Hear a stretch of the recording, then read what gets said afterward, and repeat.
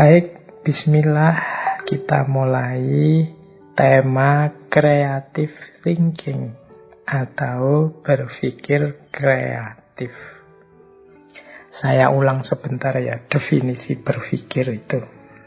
Ini sebenarnya istilah sehari-hari, sering kita pakai. Bahkan kita sering nyindiri orang yang tidak mau mikir, tidak mau berpikir. Misalnya, mbok yo mikir dong, atau diksi-diksi yang semacam itu. Itu menunjukkan bahwa orang itu kalau disebut tidak mikir, orang itu kalau disebut tidak bisa berpikir, itu sesuatu yang memalukan bagi dirinya. Makanya banyak orang nyindir orang yang dianggap tidak bisa berpikir. Semoga teman-teman yang ikut ngaji malam hari ini tidak termasuk orang-orang yang anti berpikir, tidak mau menggunakan akalnya, berpandangan sangat negatif terhadap penggunaan akal budi. Karena seperti apapun kita tidak mau menggunakan akal, sebenarnya secara alamiah kita pasti menggunakannya. Kalau kita sehat jasmani dan rohani, tidak mungkin orang itu hidup tanpa akalnya. Bahkan di ranah apapun, termasuk ranah agama. Dalam beragama pun kita juga dituntut untuk jernih, sehat cara berpikirnya. Meskipun nanti tentu saja standar berpikir jernih dan berpikir sehat itu kadang-kadang beda-beda. Nah, ini yang sering kemudian jadi perdebatan, sering jadi masalah. Tapi kita tidak ke situ dulu. Kita awali dulu pelan-pelan dari definisi berpikir. Apa sih berpikir itu?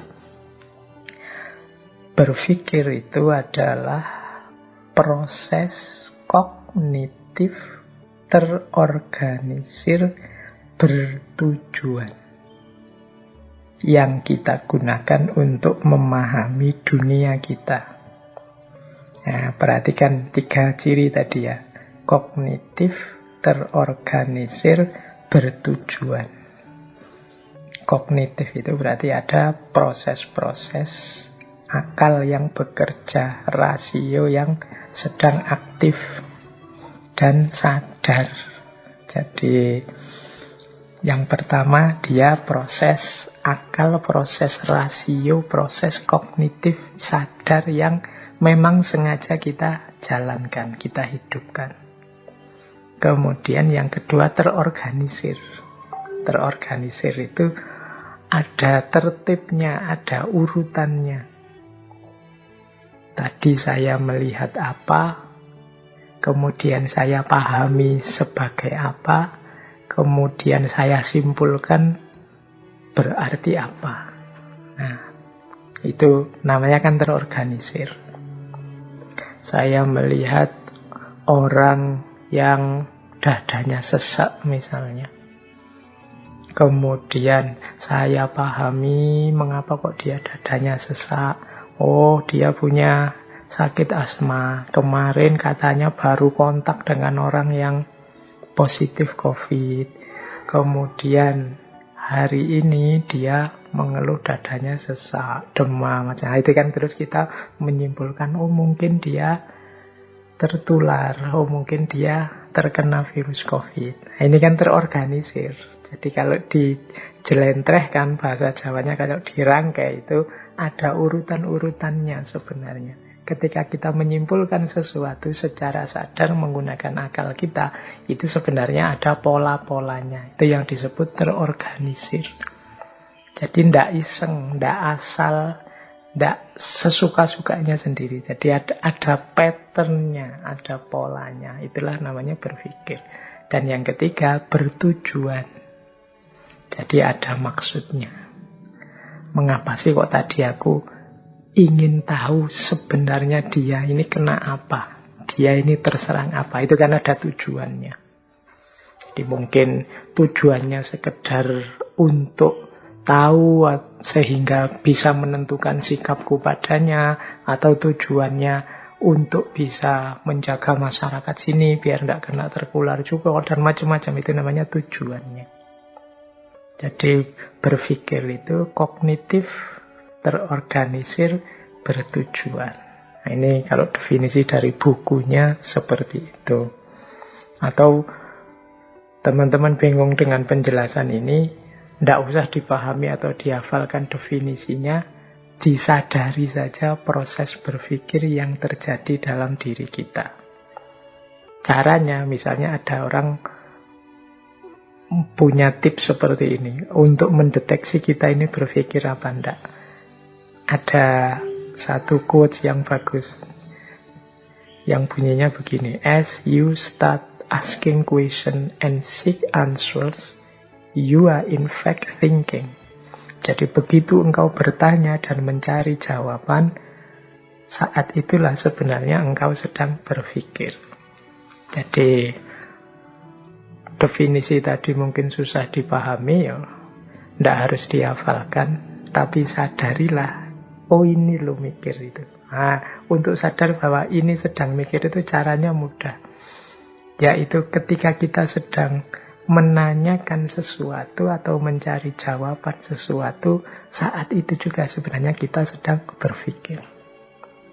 Misalnya teman-teman bertanya, ini tadi ngajinya mulai jam berapa ya? Nah, itu otomatis setelah ada pertanyaan itu kan pikiran kita jalan.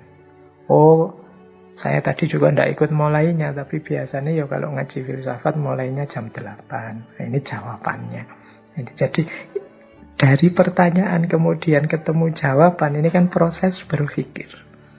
Jadi ya, ayo disadari peristiwa ini yang terjadi di dalam diri kita, yaitu peristiwa berpikir. Ya, identifikasi paling mudahnya ketika kita bertanya. Di situ biasanya terus proses ini terjadi. Ya, kita sering tidak sadar secara penuh terhadap proses ini. Karena sejak kecil sebenarnya kan kita juga sudah berpikir. Kalau dalam ilmu logika itu ada namanya logika alamiah. Logika alamiah itu ya cara berpikir yang alami. Orang itu tidak harus kuliah logika, kuliah filsafat, membaca buku-buku logika, sebenarnya juga sudah bisa berpikir. Ya, contohnya misalnya bapak-bapak ibu kita dulu, kakek nenek kita, itu kan mungkin tidak pernah kuliah filsafat, tidak pernah membaca buku-buku logika, tidak pernah ikut ngaji filsafat. Tapi kan mereka mampu hidup dengan baik, dengan benar, bahkan selaras dengan hukum-hukum alam sunnatullah. Itu kalau dalam filsafat, ya memang setiap orang itu punya logika alamiah. Jadi secara alami memang Allah memberi anugerah manusia kemampuan berpikir. Hanya saja nanti dalam problem tertentu, masalah-masalah tertentu, hal-hal tertentu, butuh pendalaman-pendalaman berpikir, butuh analisis-analisis yang lebih dalam, yang tidak bisa dipikirkan sambil lalu. Ada konsep-konsepnya, ada teori-teorinya. Nah, ini nanti jejernya logika alamiah yang dikenal dengan nama logika ilmiah. Ini nanti ada di kuliah atau pelajaran logika. Bedanya logika yang alamiah dan logika yang ilmiah.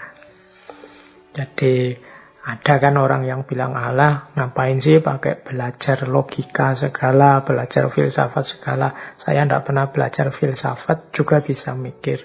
Ya, secara alamiah memang manusia punya kemampuan berpikir. Cuma nanti ada problem-problem tertentu yang kita butuh skill, cara berpikir yang tidak bisa digeneralkan begitu saja dianggap sama. Butuh pemahaman-pemahaman khusus, bahkan butuh rumus-rumus khusus. Kalau di kuliah logika sering saya beri contoh, misalnya kita itu kan sering misalnya berpikir logis itu. Sederhananya sering pakai contoh, semua manusia mati, saya manusia. maka saya mati. Itu kan kita sering pakai contoh ini. Ini secara alami orang juga bisa menerima itu. Tapi kalau ada kasus khusus, misalnya kalimatnya diganti. Setiap bapak adalah laki-laki. Saya laki-laki. Berarti saya, itu kalau pakai rumus tadi, itu harusnya berarti saya bapak. Tapi kan tidak mesti kalau yang mengucapkan kalimat ini teman-teman yang belum nikah kan ya. Jadinya tidak cocok, tidak pas. Nah ini salah satu contoh ya, kita harus paham teorinya, paham rumusnya. Nah kalau ini tidak bisa disimpulkan sambil lalu, harus dipikir lebih dalam lagi. Ini salahnya di mana, tidak pasnya di mana. Di sini nanti kita perlu logika ilmiah. Nah, itu contoh sederhana. Bagaimana dalam hidup ini kita butuh belajar kemampuan berpikir. Baik, kita lanjutkan. Jadi paling tidak sekarang ngerti yang dimaksud berpikir. Nah, berpikir itu secara umum ada dua tipe. Ini yang satu sudah saya sampaikan dulu. Jadi dua tipe ini, yang pertama adalah critical thinking, berpikir kritis. Yang kedua adalah creative thinking atau berpikir kreatif. Tentang apa itu berpikir kritis, kemarin di sesi dulu, saya lupa bulan apa itu, sudah kita bahas satu sesi penuh. Malam ini kita lanjutkan tipe yang satunya, yaitu berpikir kreatif. Kalau yang berpikir kritis itu kan ada menganalisis, mengevaluasi, menalar, dan lain sebagainya. Nah, kalau creative thinking itu hasilnya adalah ide-ide baru, gagasan-gagasan baru.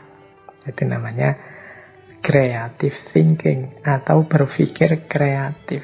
Ini cara berpikir yang berbeda, meskipun saling membutuhkan, saling mendukung. Jadi yang satu kritis, yang satu kreatif. Nanti kalau masuk mungkin ilmu tentang neuroscience, itu sering penjelasannya dikaitkan dengan bagian otak manusia. Yang otak kiri itu sifatnya matematis, critical thinking. Yang otak kanan itu berhubungan dengan imajinasi kreatif. Dari situ lahir ide-ide baru, gagasan yang baru. Nah, kombinasi dari berpikir kritis dan berpikir kreatif inilah nanti manusia menyelesaikan problemnya. Manusia membuat keputusan-keputusan. Kalau orang hanya kritis saja tapi tidak kreatif, ya bagus. Dia hidup dengan tepat, dengan benar, tapi hidupnya tidak berkembang. Ya macet di situ-situ saja, muter di situ saja. Tidak ada ide baru, tidak ada gagasan baru. Jadi kalau ada pertanyaan, Pak, Indonesia ini kok tidak maju-maju ya Pak? Inovasi-inovasi, sains, teknologi kok tidak berkembang? Kita ini kok hanya konsumen saja ya Pak? Hanya mengkonsumsi produk-produknya orang, gagasan-gagasan, ide-idenya orang. Nah, itu mungkin salah satu jawabannya adalah banyak di antara kita yang kurang kemampuan berpikir kreatifnya. Yang kritis mungkin sudah banyak. Yang kritis itu kan kelihatan lah kalau teman-teman nonton podcast-podcast, medsos-medsos, orang diskusi, orang menganalisis ini, menganalisis itu kita banyak sekali ahlinya, komentator ini, komentator itu di mana-mana ada. Mungkin kita yang agak kurang adalah para ahli yang kuat dalam hal berpikir kreatif, menghasilkan ide-ide baru, gagasan-gagasan baru, tawaran-tawaran yang baru. Ya kalau tidak ada yang baru kan kita tidak berkembang, kita mandek di situ saja. Jadi kalau ingin progres, ingin maju, antara lain kita harus mengasah kemampuan berpikir kreatif kita. Nah, ya meskipun kemampuan berpikir kritisnya jangan ditinggal. Kreatif tanpa kritis nanti ngawur. Kritis tapi tidak kreatif, ya jalan di tempat. Kita tidak berkembang, tidak maju-maju. Dua kutub ini penting. Oleh Allah difasilitasi dengan otak kiri dan otak kanan. Yang punya kapasitas yang berbeda, keahlian yang berbeda. Ini yang berarti di antara bentuk syukur kita terhadap anugerah Allah itu, ya mari kita optimalkan dua-duanya. Critical thinking dan creative thinking. Ada yang mengilustrasikan dua kemampuan kritis dan kreatif ini seperti kalau kita naik, kalau bahasa Jawa ini naik getek atau naik perahu kecil itu, yang kita jalankan dengan dayung yang punya dua pedal, punya dua sisi. Sisi yang satu itu berpikir kritis, sisi yang satu berpikir kreatif. Ini dua-duanya harus hidup. Jangan hanya satu. Kalau hidup hanya satu, ya perahumu, gedekmu tidak akan maju pesat, tidak akan cepat jalannya. Mungkin malah terombang-ambing. Dua-duanya harus imbang sehingga mengarahkannya jadi mudah.